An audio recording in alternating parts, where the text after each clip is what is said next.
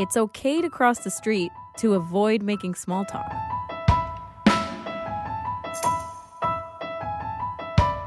Welcome to AMI Audiobook Review, the weekly podcast where we chat all things audiobooks. I'm your host, Ramia Amuddin. Our technical producer is Nasreen Abdelmajid. And hey, I'm going to ask Nasreen in a second, but the quote of the week was from this book, Quiet: The Power of Introverts in a World That Can't Stop Talking, by Susan Cain. And this was something that Nasreen brought up a while back for a trending conversation. And I thought, oh, sweet, this is interesting. Picked up the book, can't put it down. So good. You know, the quote specifically is from a list that Susan Cain calls the Manifesto for Introverts. And everything and anything you want to ask and explore about introverts and extroverts is mentioned and deeply researched in this book. Being comfortable in your own skin as a thinker, if you do identify as an introvert.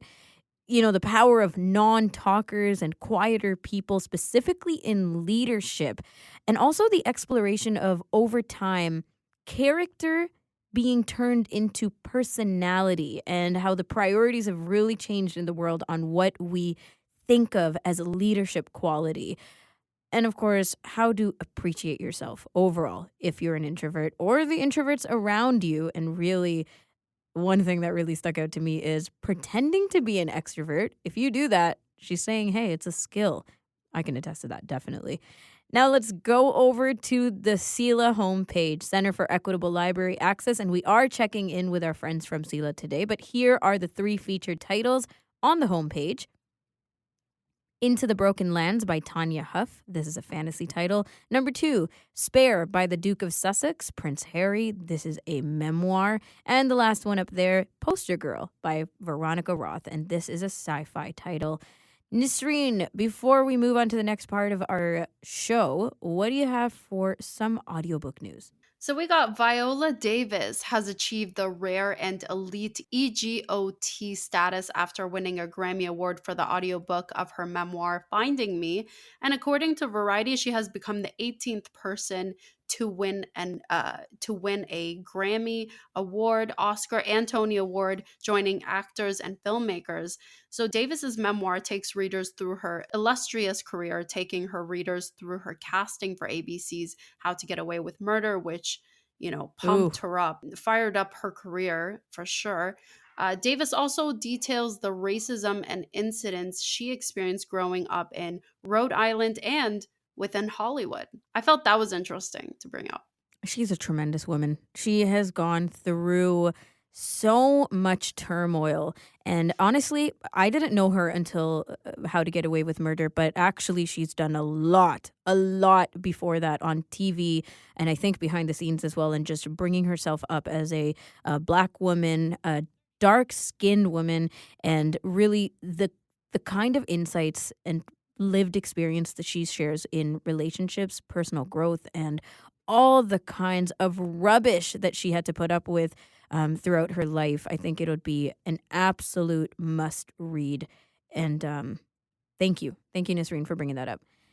Now let's find out what's coming up in a second on AMI Audiobook Review. We're talking to our friends Karen and Sela about banned and challenged books as we wrapped up Freedom to Read Week mid-February.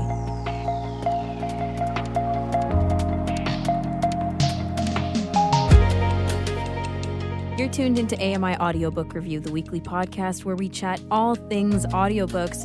And we kick off our month with a chat from our friends at the Center for Equitable Library Access.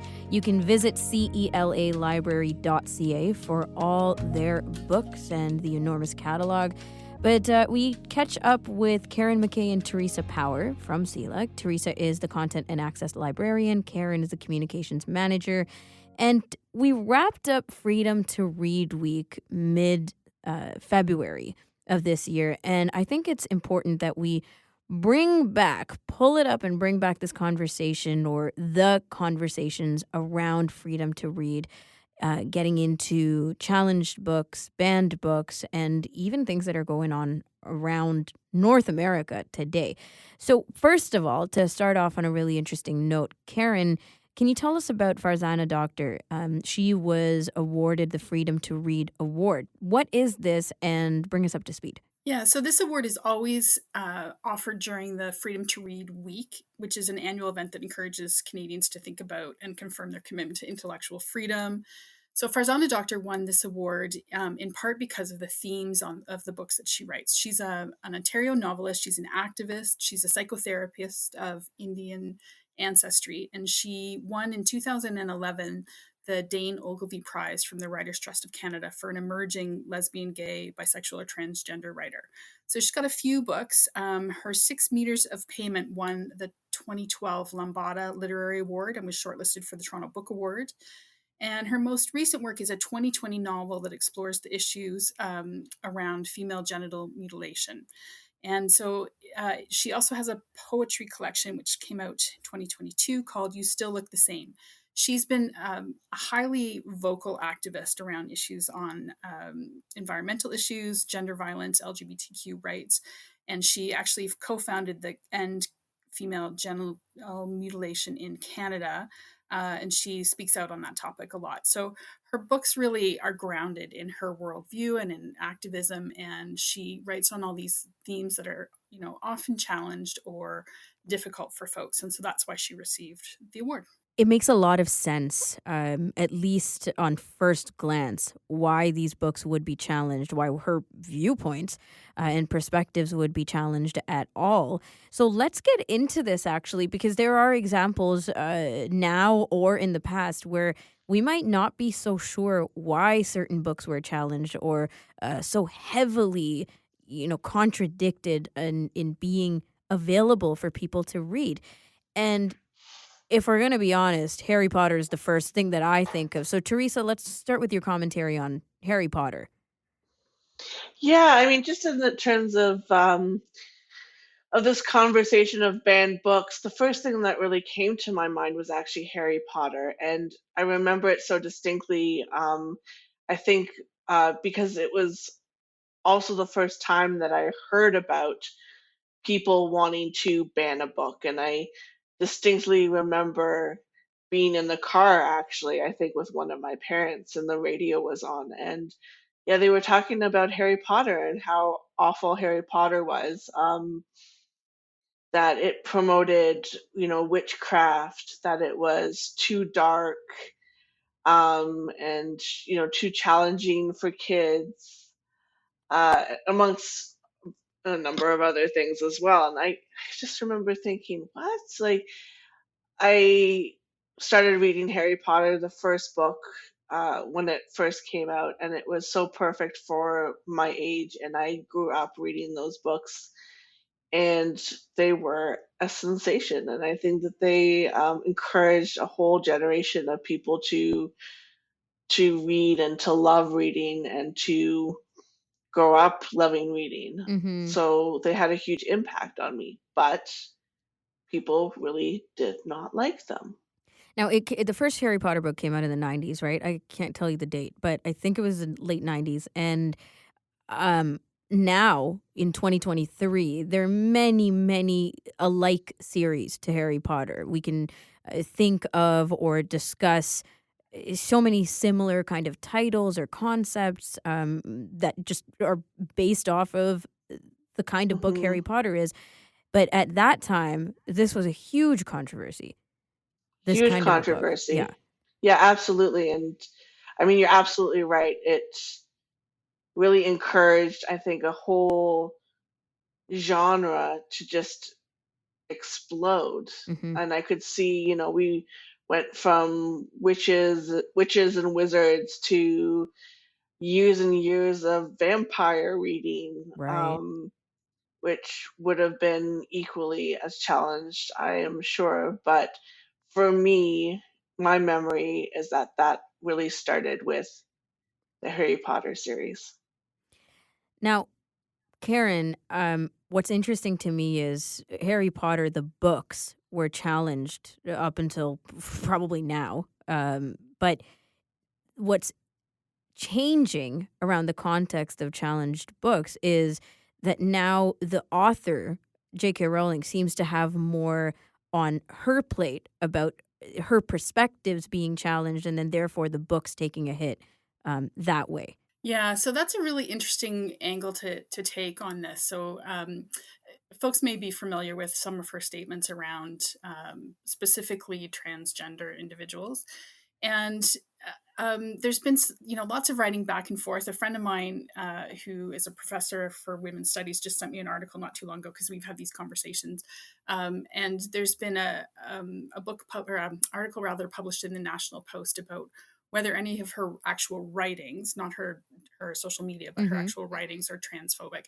And she has a trans character in one of her books. And the author who did this study about her books said that they couldn't find anything. And they're I believe that they're trans, or they're sort of trans friendly, like they have an identity that's associated with the trans community. And it's interesting because the whole idea behind Harry Potter is sort of standing up for yourself, standing up to bullies, fighting for what's right. So the situation with J.K. Rowling is interesting.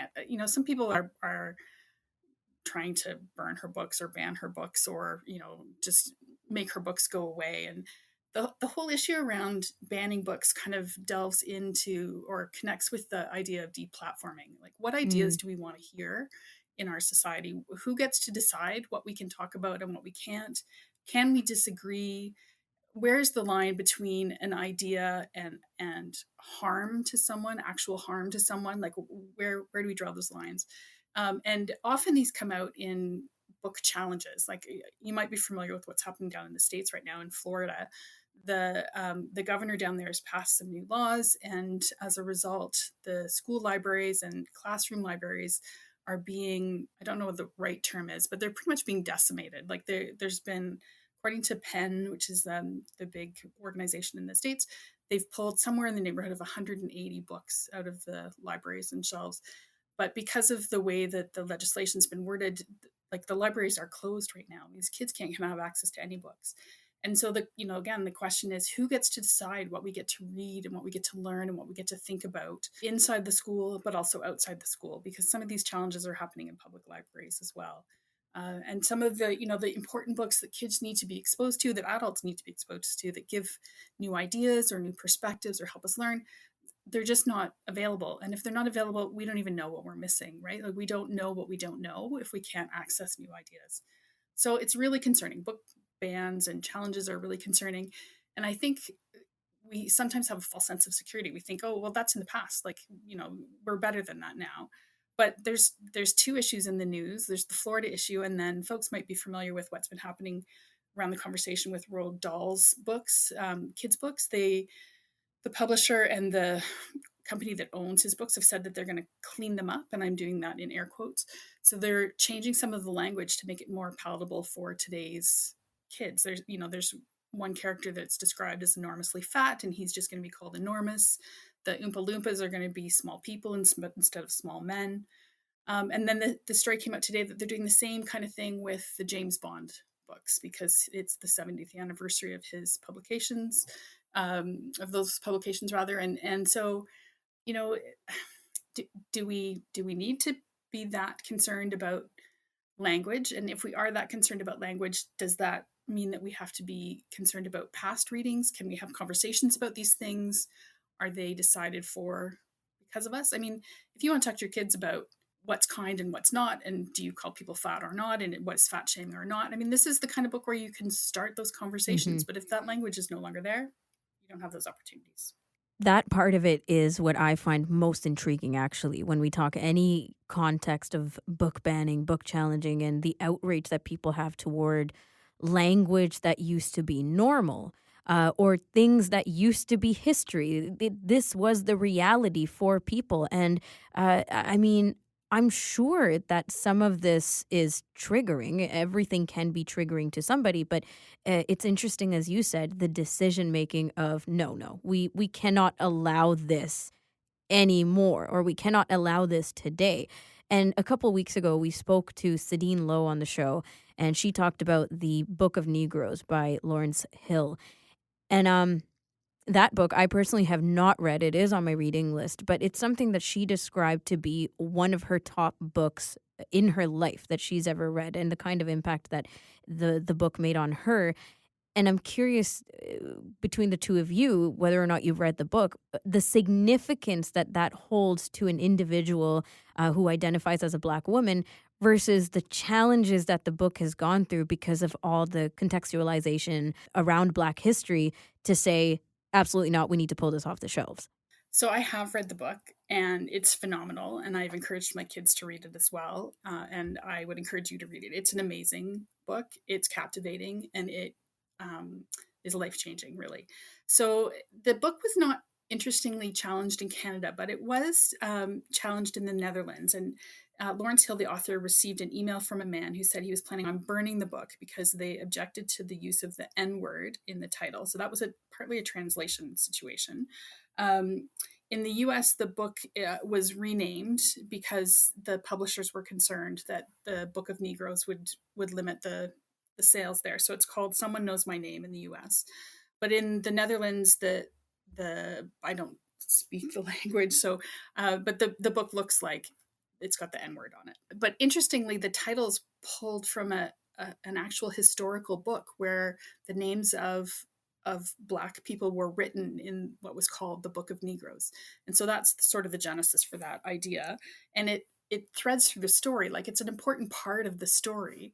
And so what I thought was really interesting about this was that Lawrence Hill, instead of sort of getting angry about the challenge to this book in the Netherlands, he kind of engaged in a conversation with the person who emailed him in the form of an essay, which was published as a book, and it's called "Dear Sir, I Intend to Burn Your Book: An Anatomy of Book Burning." And in that book, he has to kind of come to grips with, what his Black identity, challenging anti-racist stereotypes, talking about history in the context of racism, talking about current identities. How do you have these conversations if it's not through story and literature? And so that book actually is in our collection as well. And there's a really interesting review of it in Literary Review Canada, which I was reading. I haven't read the Dear Sir, I Intend to Burn Your Book, but just the conversations that these books can start are so important for our society and for learning about one another and for creating empathy, that the idea of burning books solely on the title, not even the content, is really alarming as someone who works for a library. I'm sure Theresa has a lot to say about that. So I haven't read the book, but I feel many things about this, negative feelings about banning books, and certainly feel very sorry for someone who would choose to disregard a book at face value without even having read it or understanding the historical context of why it was named that. It's really too bad. You think that there's something to say about adults making decisions on what kids can read? I mean, this is not just about the Harry Potter conversation from a couple minutes ago, but also, Robin Stevenson and other authors who make books challenging for kids, right? And I'm talking challenging concept, challenging messaging, representation of things that maybe are not out there already. We talk about disability representation for kids and how there's now there's more, but when I was growing up, very few books with disability representation. And I'm sure that there's people challenging that kind of thing, just the way that we challenge language and everything else. Yeah, so there's actually some interesting ideas around that. So Robin Stevenson wrote two books. One's called Pride and one's called Kid Activists. And Pride is all about LGBTQ identities. And so she had expected some pushback from that. And she actually went to visit a school at one point, and the principal had on short notice withdrawn permission for the teachers to take her class there because the principal was worried about the parental objections, which is telling. He's not worried about, or he or she is not worried about the content. They're worried about the parents getting upset about it. So she was sort of expecting that with Pride, but she wasn't expecting that with Kid Activists. And then she was in the States, she was visiting a school, and the principal there canceled her visit because a parent complained about the mention of a gay person, Harvey Milk, in the book. And she wasn't there to talk about that particular person. The whole book is about the lives of younger activists and how they got sort of their start in terms of how they went on to make a difference in the world. And so the entire presentation was canceled, and it was all because one parent had expressed a concern about this person, Harvey Milk, being on the cover of the book. It wasn't even one they were going to talk about. And so, she was very disappointed about it. And then, but she sort of chalked it up to, this is the world we live in. But then she got a letter from one of the students that she was supposed to have been talking to, who was a little bit older, who was going to come out, and then realized with this uproar around her book that her community was not friendly and that she didn't feel comfortable doing that. And so Stevenson wrote an open letter and posted it on her social media to the school board and the principal. And her points were that one parent should not have the ability to take away the possibility for 6 or 7 classes to talk about these issues. And the school board said that they had not followed protocol in terms of letting parents know what was going to be talked about. And she kind of said she didn't believe that, because other parents had been in touch with her and said that they bought the books for their kids to have her sign them because they were so excited that she was coming. And so I think really it comes down to representation. If you can't see yourself in literature, and you don't see yourself in community, and you don't see yourself having, opportunity to connect with mentors, or just to talk to people who come from the same communities as you, you're not safe in your space. You're not, and then you're not likely to write about this. You're not likely to talk about this. You're not likely to feel safe about this, and you're not likely to find out who you're safe with. And it's just, representation is so important. And the other book that I wanted to bring up on this, which is a recent situation as well, this happened last spring, so almost a year ago now, is about David Robertson. And folks may know him. He's a Cree author. He's Theresa fangirls over him. She met him once at an event, and I have a picture of her with him. Anyway, he's a lovely man, and does a lot of work in schools. He's just recently been given the opportunity to be the head of a small imprint to sort of increase the number of Indigenous literature books in schools and available to kids. Anyway, his books were pulled from an Ontario school board based on an unspecified number of complaints. There were 3 books pulled. The one that he wrote was called Great Bear, and it was pulled. And he was told that he didn't understand why. Like, he was not given any reason for it. And the school board did a lot of backtracking once they realized the impact of doing this. But he got to see some emails that he probably should not have seen. And one of them said that there was too much culture in his book. I mean, what the heck is too much culture? Too much culture and ceremony. The stated complaint was that it was particularly harmful to Indigenous youth and families. Well, he's Indigenous. And I remember reading an article that said that he went to his local community, like his Indigenous community and his elders, and he talked to them about this book, and they gave their blessing. And so his concern was there's not a process, and that one person's complaint can pull a book, an important book, from schools. And so we need to be really guarded about who we let make these decisions and how they get made, and do we have a process to make sure that everybody can be heard about them. Books are precious, and I think that sadly this argument is not going to die down or simmer down anytime soon. But as you say, the word guarded is very poignant here, because I think that we do need to protect this freedom, protect this concept of, we don't make the decisions. And it is sad, going back to Theresa, what you said, it's sad that people feel that their discomforts and their rage about whatever it may be, big or small, can make an entire decision for an entire world of people, to pull history, to pull representation, to pull language, to pull realities of centuries off the shelves and erase it. I just think that that's unbelievable. So these conversations are so significant to me and to everybody listening. Thank you both so much for joining us every month to talk a lot of important things. And we'll catch you in April. Thanks so much for having us. Theresa Power and Karen McKay from the Center for Equitable Library Access joining us on today's episode of AMI Audiobook Review. That's it for this episode. I'm your host, Ramia Amuddin, here with technical producer Nisreen Abdelmajid, and we'll be back next week for Know Your Narrator with Sarah Hillis.